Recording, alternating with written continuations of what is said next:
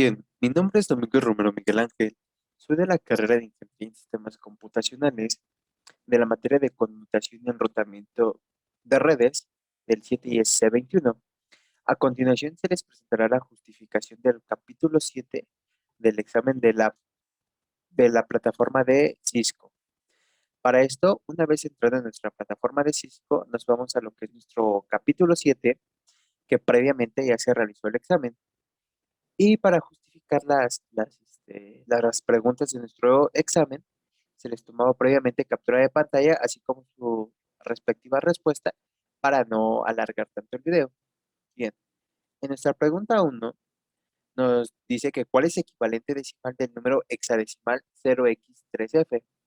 Recordando que en el capítulo 5 vimos lo que era un hexadecimal, que aquí nos dice que generalmente el sistema hexadecimal se representa por escrito por medio del valor que es 0x, como podemos ver en la pregunta 0x. Entonces nuestro hexadecimal quedaría que era 3f, haciendo así la conversión que nos dice en el capítulo 5 que es más conveniente el hacerla de binario y después a decimal, ya que en el capítulo 7 con la tabla de representación nos da la conversión de binario a decimal, y haciendo el cálculo de la tabla correspondiente, obtuvimos que es 63, así justificando nuestra pregunta número 1. Para la pregunta 2, ¿cuál es el propósito de la máscara de la subrep en conjunto con una dirección IP? Determinar la subred, perdón, a la que pertenece el host. Esto lo encontramos en el subtema 7.1.2.2 máscara de subred en los apartados que están subrayados, donde hace mención que se usa para identificar la porción de red o del host y nos muestra una ilustración en la figura 3 a donde habla que la máscara de red hace la porción de host. Bien, es justificando así nuestra pregunta 2. En la pregunta 3, ¿cuáles son las tres partes de una dirección IPv6 Unicast Global? Se seleccionó que es un ID de una interfaz que se utiliza para identificar al host local en la red y un ID de subred que se utiliza para identificar redes dentro del sitio local de la empresa. Un prefijo de enrutamiento global que se utiliza para identificar la porción de red de la dirección proporcionada por la ISP. Esto lo encontramos en el apartado 7.2.4.1, estructura de dirección IPv6 de unidivisión global en los párrafos que están subrayados, a donde nos menciona que el ID de subred son las organizaciones que utilizan la ID subred para identificar sus redes dentro de su ubicación. El segundo apartado lo encontramos en el ID de interfaz, que nos menciona que el ID de interfaz de la IPv6 equivale a la porción del host de la dirección IPv4. Y lo encontramos por último en, en el 7.2.4.1, pero un poco más arriba, donde nos menciona donde una dirección de difusión global consta de tres partes: prefijo de routing global, ID de subred y ID de interfaz. Y en el prefijo global del routing global nos menciona un poco más que es el routing global, haciendo mención hacia nuestros tres apartados de la pregunta 3. En la pregunta 4, ¿cuál de estas direcciones es la abreviatura más corta para dirección IP? Se selecciona que es 3 FFE 104400 AB dobles punto 57. Esto lo podemos encontrar en el sistema 7.2.2.3 que habla de la regla para omitir segmentos de cero. En la figura 2, donde nos muestra una ilustración, donde nos dice que los dos puntos se pueden utilizar para comprimir los ceros. En este caso lo podemos ver que la segunda regla que permite reducir la notación de dirección IPv6 es la de dos puntos dobles y puede reemplazar cualquier cadena única y continua uno de los más segmentos de 16 bits. Bien, esto hace referencia a que tenemos que abreviar que con el conocimiento previo que nos otorga el capítulo 7, podemos definir qué es esta, ya que cuando tenemos un cero, solamente se queda el primer valor. En este caso, después del 1044 tenemos un cero, se queda el primer valor. Tenemos otro cero, se queda el primer valor. Después queda AB, se obtiene nada más AB de esto, no se toman los dos ceros. Y por último, que son dos ceros, podemos anexarle los dos puntos, que podemos ver que están aquí dos puntos que hacen mención a esa regla y queda por último 57, justificando así nuestra pregunta 4. Para la pregunta 5, ¿cuál es el equivalente decimal del número binario? Para esto, previamente, en el subtema 7.1.1.4 nos arroja una tabla. Esto se hizo de forma manual, pero como referencia nos dio la tabla. En el binario dice que se activa lo que es el número, el 128, en este caso se activa el 128, se activa lo que es nuestro primer número, que sería el 1, se activa el tercer número, que sería el 4, y se activa por último el 16. Sumando 28, 16, 4 y 1, da un total de 149, justificando así nuestra pregunta 5. Para la pregunta 6, ¿cuáles son las tres características de la transmisión de multicast? Un mismo paquete se puede enviar a un grupo de host. El intervalo de direcciones 224.0.0.0 a 224.0.0.255 está reservado para establecer la conexión a grupos de multicast en una red local. Los routers pueden utilizar la transmisión de multicast para intercambiar información del routing. Esto lo encontramos en el subtema 7.1.3.6, transmisión de multidifusión, en los párrafos subrayados, donde nos menciona que permite un host envíe un único paquete a un grupo seleccionado de hosts que estén suscritos a un grupo de multidifusión. El segundo apartado es las direcciones de IPv4 se multidifusionan de 224.0.0.0 a 224.0.0.255. Están reservadas para la multidifusión solo en una red local. Estas direcciones se utilizan con grupos de multidifusión en una red local. Y en el tercer párrafo, un uso típico de dirección de multidifusión de una red local reservada son los routing protocolos, que usan la transmisión de multidifusión para intercambiar información de routing, haciendo mención así a nuestras tres características de la pregunta 6. Bien, para la pregunta 7, un usuario está ejecutando el comando tracer a un dispositivo remoto. ¿En qué momento dejará de reenviar el paquete un router que se encuentra en la ruta hacia el dispositivo de destino? Cuando el valor del campo TTL llega a cero. Esto lo encontramos en el subtema 7.3.1.1, donde nos menciona que los routers utilizan los mensajes de tiempo superando el ISPv4 para identificar que un paquete no puede reenviarse debido a que el campo del tiempo de duración de DTL del paquete se disminuyó a cero. Y también lo podemos encontrar en el subtema 7.3.2.4, que nos menciona que el campo TTL sigue aumentando hasta que alcanza el destino, haciendo referencia hacia nuestra pregunta 7. En la pregunta 8, ¿cuáles son los dos paquetes que componen una dirección IPv4? Es la posición del host, la porción del host y la porción de red. Esto lo encontramos en el sistema 7.1.2.3, donde nos menciona que una dirección de IPv4 es una dirección jerárquica compuesta por una porción de red y una porción de host. Bien, para la pregunta 9, ¿qué protocolo admite la configuración automática de dirección sin estado SLAAC que permite la asignación dinámica de direcciones IPv6 a un host? Es la ISMP-v6.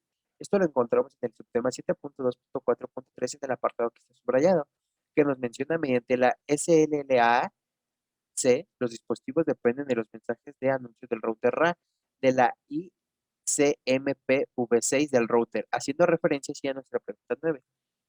Para la pregunta 10, ¿cuáles son dos de los elementos que pueden determinar mediante el comando ping?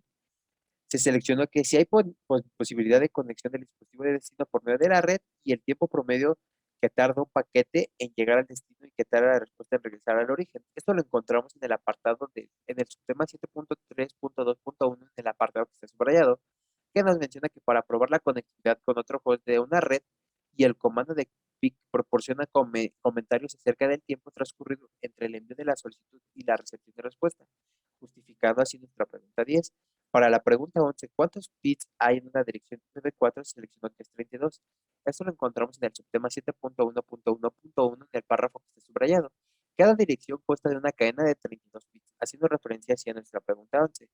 Para la pregunta 12, ¿qué representa la dirección IP172.17.4.240, diagonal 24? Es una dirección de host. Esto lo encontramos en el subtema 7.1.2.6 en el párrafo que está subrayado, que hace mención que en la figura 2 se enumeran y describen las direcciones específicas dentro de la red, haciendo de referencia a que la porción del host contiene ceros y unos, como nos muestra en el ejemplo, y que esto se llama dirección de host.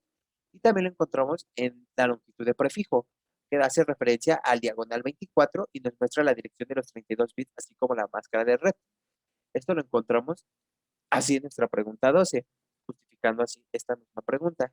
Bien, para la pregunta 13, ¿qué contenido de campo utiliza el ICMPv6 para determinar que un paquete caducó? Es el campo límite de saltos. Esto lo encontramos en el subtema 7.3.1.1 en el párrafo subrayado, que nos menciona que el ISMPv6 también se envía un mensaje de tiempo superando así el router no puede reenviar un paquete IPv6 debido a la que el paquete caducó.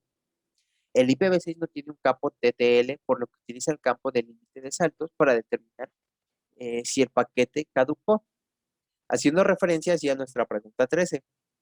Para la pregunta 14, ¿cuál es el propósito de los mensajes de ISP, de ISMP? Es proporcionar comentarios acerca de la transmisión de paquetes IP.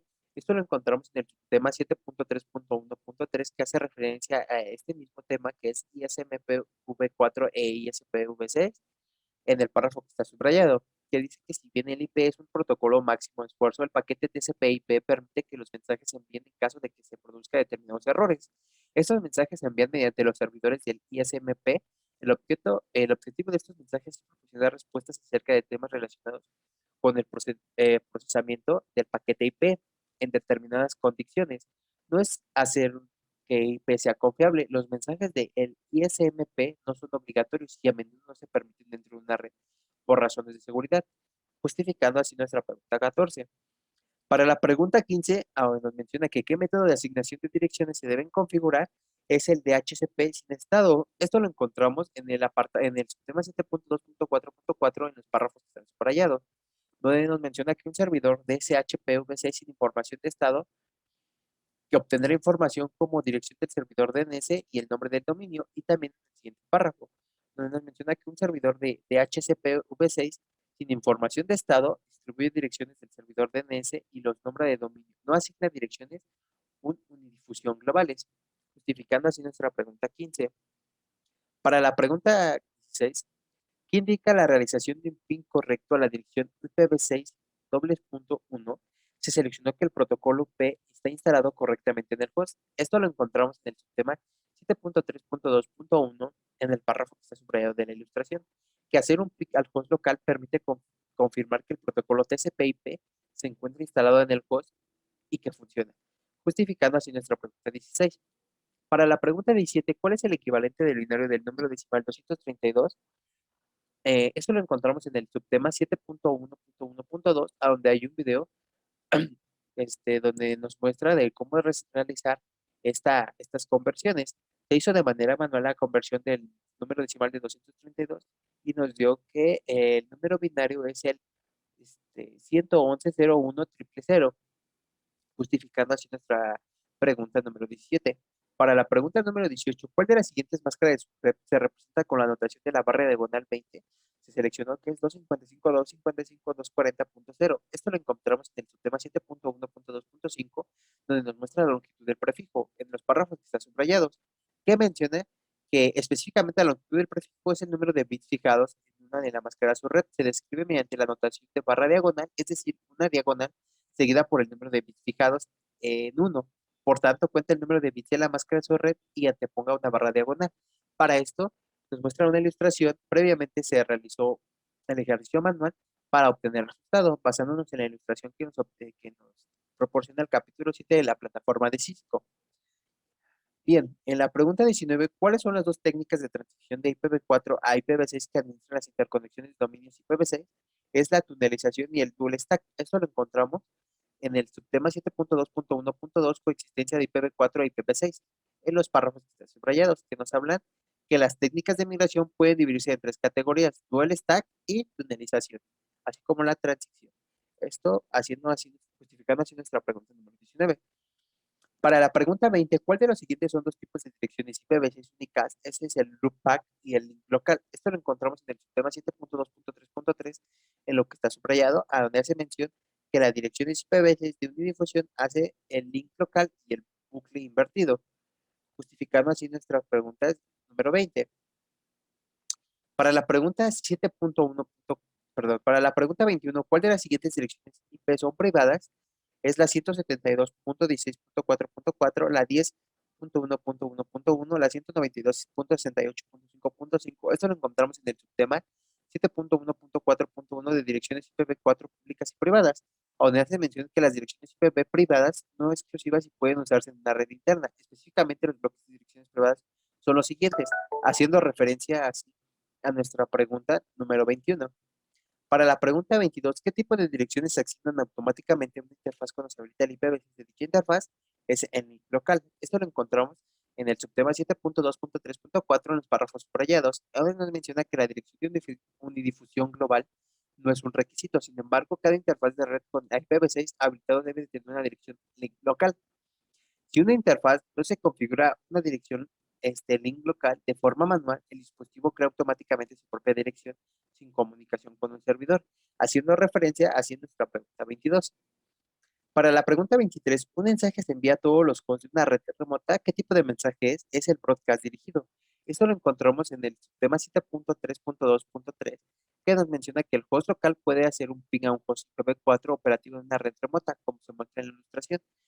En la ilustración, recordando que un broadcast es que en una red remota está enviando cierto mensaje específico a otras redes, así como nos los muestra en la ilustración, justificando así nuestra pregunta número 23.